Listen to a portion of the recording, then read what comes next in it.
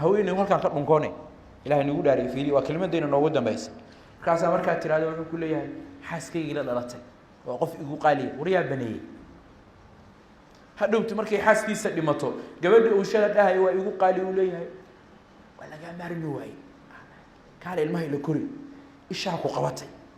hawshan cid kale kama soo bixi karto uu leeyahay shalan wuxuu dhahay waa walaashay adeer aniga Soomaaliya waxa igala taga Soomaaliya igala taga waxa aniga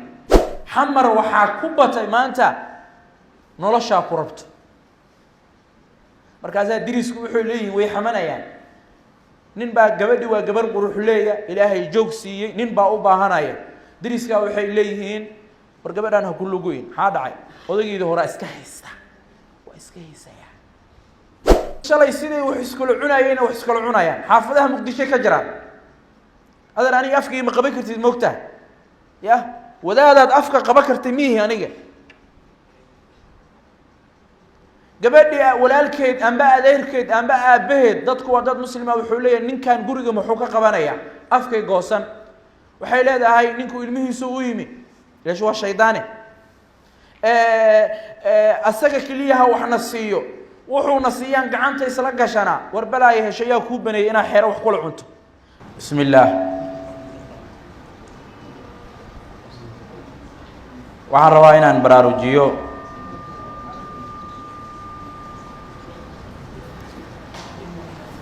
suuratu dalaaq ayaa rabaa inaan dul istaagno haddii alla doono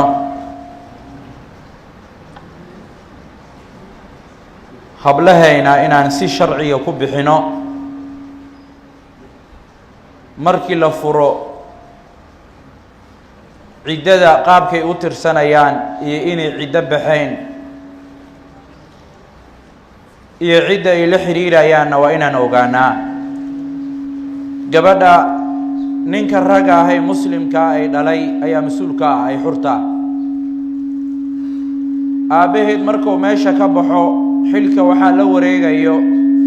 haddii uu joogo aboobe aaba dhalay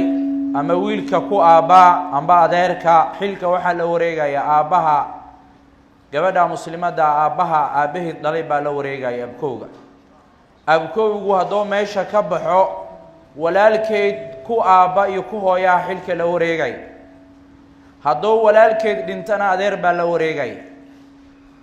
gabadha muslimada marna inay cid la dhacdo oo meel cid la laga helo ay fasaado shariicadu way diiday sida baa loo ilaaliyay suuratu dalaaq wa madaniya xilli loo baahnay bayna soo degtay maxaa yeelay nabigu sallallahu alayhi wasallam Makka uu ka hijrooday Madiina uu tagay Madiinana waxay noqotay caasimadii muslimiinta dadku way tarmeen furin baa yimi marka suuradu waxay ka hadlaysaa magaceeda waxa la yiraahdaa suuradii furitaankana waxa ka dhalanayso ciido waxay ka hadashay suuradu sakanka gabadha muslimada la dajinaya suuradu waxay ka hadashay nuujinta suuradu waxay ka hadashay sidoo kale gabadha la furay ay uur kale nafaqo ma leedahay inta suurada ka hadashay culimadayna Allahu naxariisto Allahu jalla wa ala wuxuu leeyahay marka ya ayuhan nabiyyu nabiyyu idha goorki dalaqtum aad furtaan an-nisaa haweenka fadalliquhunna fura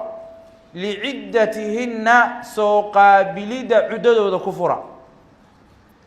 وأحصوا كوبا العدة عدد كوبا عدد كوبا محل قودا قبل مسلمة وحلق اللباد أين ننك لقرصة كريم ويان عدة ترسيق نرقع يا حق له واتقوا كبغى الله ربكم لا تخرجوهن هسارين من بيوتهن قريهودا هبلها داد فرتان قبل نين كيدي دلغو كفري وانين مسلمة علماء صاحب ليهي حلقات كو حاضرة قيرات كو ديغيستا علماء ايو دويهي قبل دلغو كفري سيدي السنة قبل دا قريجي جوغيستا نين كيدنا كما حجابانيس الله جل وعلا وينكو الله مركاسو الله وحوري haweenkaa la furanay ayakuna yay bixin ilaa an yaatiina inay la yimaadaan mooye bifaaxishatin foolxumo mubayinatin cad wa tilka taas xuduudullaahi alla sharcigiisa weeyaan waman cidda yatacadda xadgudbo xuduud allaahi alla sharciga uu dhigay faqad dalama wuu dulmiyey nafsahu naftiisa laa tadrii ma ogid lacala allaaha lacalla wuxuu mudan yahay allaaha alle yuxdiثu inuu soo dirsiiyo bacda daalika furiinkaa kadib amra gabadhii adigoo xanaaqsanaa furtay inuu jacayl kugu dhashaa laga yaaba xanaaqiyaa ku deeyey caradiyaa ku deyshay gabadhii 4 caruura 5 caruuray ku haysaa ilmihiina waa jeclaatay idana jacayl baa ku haya laakiin wax ma habaysatay nin wax kala reebtay ay wax u dhiman yihiin ma tahay mase waxa waa ka faraxalatay aniga marka midda aan rabo inaan dul istaago iguna soo naqanaynin waxa weeyaan oo aan rabo dadka muslimka inay marqaati ka naqdaan waxa maanta muqdisho ka jiro oo anigu aan ogahay anigu wadaad fadhiyo mihi muqdisho degmo masjid ku yaalo xamar oo aniga aan laga garanaynin ma jiro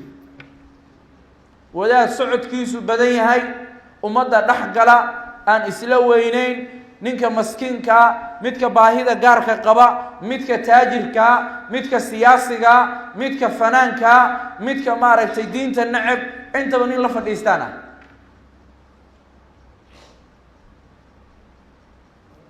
muqdisho waxaa ku badan haweeney baa dalqa lagu furi iska fiiri kelimadan kelimada aan rabo dhalinyaradu inay tiktok geeyaan waa midaan intaan xudsanayo weeyaan gabadhi nin muslima ayaa furaya waa midda aan rabo dadka ilaahay jecel inay faafiyaan warxaa muqdisho ka jira oo dulmiyo maanta gabadhii odaygeydii baa wuxuu ku furi sida soo socoto muxuu ku furayaa dalquu ku furi dalqada markuu xaaskiisii ku furo rajactu ayuu leeyahay gabadha muslimadda ogolaasho lagama rabo hadday cuddada ku jirto ninkeeda xaq u leh sida ilaahay suuratulbaqara ku caddeeyey qayladii ayaa mar laba soo laabanayso dalqo labaad buu ku furi ninkaa maxaa u dhammaaday labadii jaanis ay gabadha muslimadda lagu noqon karayso uma dhammaan maxaa u horay halkii lagu kala tegayay magaalada lagu kala gelayay dalqadii saddexaad buu haddana dhag ku leeyahay gabadhaa maxay naqotay baa-ina ninkaa iyo gabadhaa waxba uma yaalaan ninkaa haddii caruur loo haayo guriga ma imaan kariyo caruurta masruufkooda iyo caanahooda iyo cafaayadooda la bixi kariyaa waxaa muqdisho ka jirto gabadhii ninkii uu soo horgelay iska fiiriya kelimadan gabadhii ninkii baa u soo hergelayo adeer bay leedahay aab bay leedahay walaalaa la dhashay dadkuma wada xuma qof dadkaa ka mida ay aan tilmaamna wuxuu leeyahay geytalaalay inta u rushayso ay u bibisho ay joodar u dhigto ay shalay siday wax iskula cunayeen wax iskula cunayaan xaafadaha muqdisho ka jiraan adeer aniga afkii ma qaban kartid moogtahay ya wadaadaad afka qaban kartay miihi aniga gabadhii walaalkeed amba adeerkeed amba aabaheed dadku waa dad muslima wuxuu leeyahay ninkan guriga muxuu ka qabanayaa afkay goosan waxay leedahay ninku ilmihiisu u yimi leesh waa shaydaane asaga keliyaha waxna siiyo wuxuuna siiyaan gacanta isla gashanaa war balaayo heshayaa kuu baneeyay inaa xeero wax kula cunto ninkan sharciyaa iskula joogteen sharcigu wuu dhammaaday war intaa fahma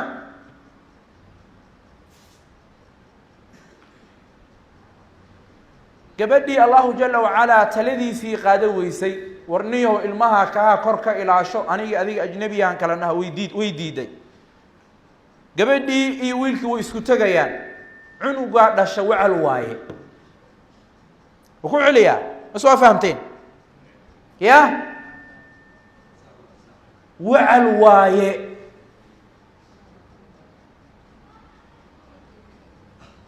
waayo wax ku yaalo gurigan ma jiraan haweeneyda dalqaad ku furtay rajactu yaa tiri gurigay timi diinta ilaahay ma barin salaada kuma tarbiyeysid quraan akhri ma dhahdid xijaaba ma dhahdid musasalaadii ku fiirsataa taleefankan la salaaxayana adigaa u soo gaday midkood 300 ama 200 ay wadataa maanta oo dhan saasay ku jirtaa qayladii mar labaad bilaawatay gabadhii dalqa labaad ah dal ku furtay rajactu yaa tiri mar saddexaad qayladii bilaawatay dalqadii saddexaad ah dal dhag ku tiri gabadha iyo adiga waxaad kala tihiin laba qof oo kala ajnabiya ilmahaaga waxbarashadooda biilkooda ka warqabkooda korka ogow gabadhii hooyadeedii la nooshahay dadku isku mid maan dad ilaahay jecelaha ku jiro Soomaalida oo diinta qaali la tahay way badan yihiin Allah noo baday dadka fiican rag waxaan ogahay gabadha ilmaha u dhashay ay kala tageen hooyadeed biilka ku soo diro war diintu waa qaali walaalahayow diintu waa qaali xamar waxaa ku batay maanta noloshaa ku rabto markaasaa dirisku wuxuu leeyihiin way xamanayaan nin baa gabadhi waa gabar qurux leeya ilaahay joog siiyey nin baa u baahanaya diriskaa waxay leeyihiin war gabadhan ha ku lugoyn maxaa dhacay odaygeedii hore iska haysta waa iska haysaya كلمة ما فهمتين سومالي دad fiican oo sharciga aad u fiican waay wuu iska haystaa waxa way xaraam isku la joogan dabcan waa xaraam bini aadanka ilaahi shaahu ku abuuray midna ogow gabadha aad ka wax barato gabadha aad doonayso way ka dhib badan tahay ana runta ku sheegay dhaqanka wax ka aqaan adoo gabadhan ka fogow marka gabadhan ka fogow haddii inta galmani dhaxmarto meeshaas wiil dhasho ama gabari dhalato gabadha iyo wiilka waa garac waa wacd abtirsi mana aabaheed ma sii kariyo mana dhaxli kariyo yey ku abtirsanaysaa ina heblaaya leeyahay ina heblaayo hadduu wiil yahana waxa la leeyahay ina heblo shariicada nabi Muhammad sallallahu alayhi wasallam leeyimida waay waxaan sheegayo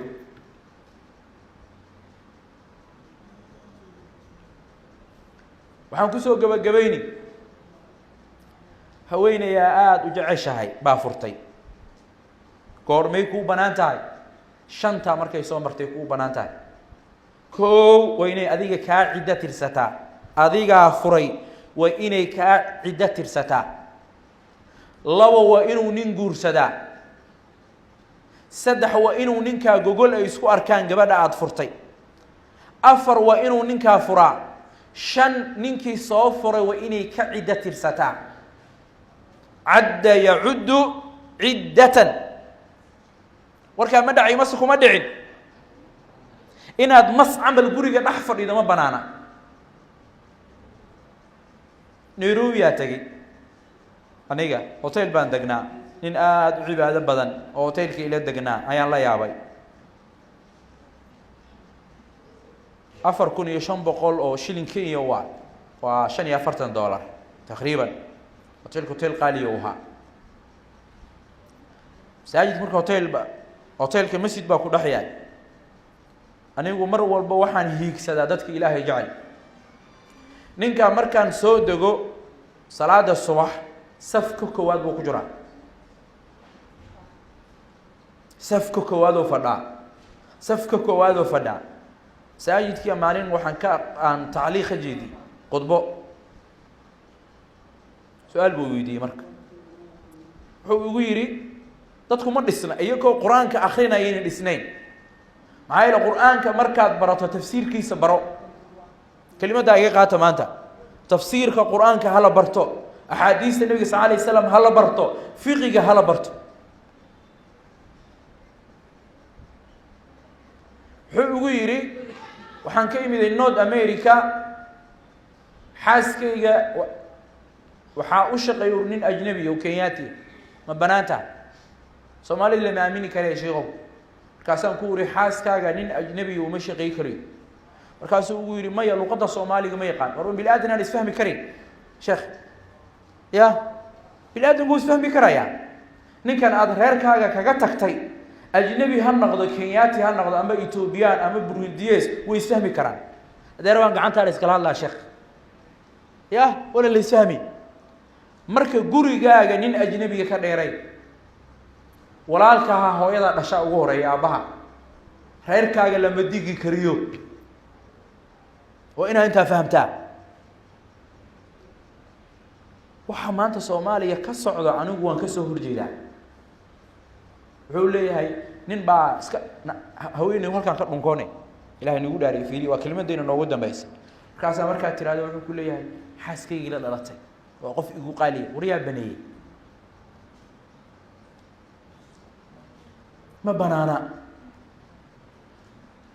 eedada ha dhasho habaryarta ha dhasho adeerka ha dhalo abtiga ha dhalo xaaskaaga hala dhalato xaaskaaga aayadeed ha noqoto ma salaami kartid hadhowti markay xaaskiisa dhimato gabadha uu shala dhahay waa igu qaali u leeyahay waa laga maarmi waay kaale ilmaha ila kori ishaa ku qabatay hawshan cid kale kama soo bixi karto uu leeyahay shalan wuxuu dhahay waa walaashay adeer aniga Soomaaliya waxa igala taga Soomaaliya igala taga waxa aniga war diinta ilaashada dad muslima ilaahay niga dhigay nabigu sallallahu alayhi wasallam alla noo soo diray dariiqiisana ku badbaadayna yuu ahay nabiga sallallahu alayhi wasallam Aisha ka waramtay gacanta nabiga sallallahu alayhi wasallam iyo haweenay ajnabi ka ah ismaysan taaban illa imra'atan yamlikuha haweenay gacantiisa ku jirto mooyee haweenka la iska taabsanayo zina meeshaas ka bilaabataa Soomaalina waxay dhahdaa tuwaako taabasha lagu bartaa marka xaqi waa cad yahay sifada cunugu ku dhasho waa wacad marka hadii dalqaduhu ay dhamaadaan haweenka laga fogaado magaalada Muqdisho dhinac ka galba tuula raadso ilmahaaga biilo السلام عليكم ورحمة الله وبركاته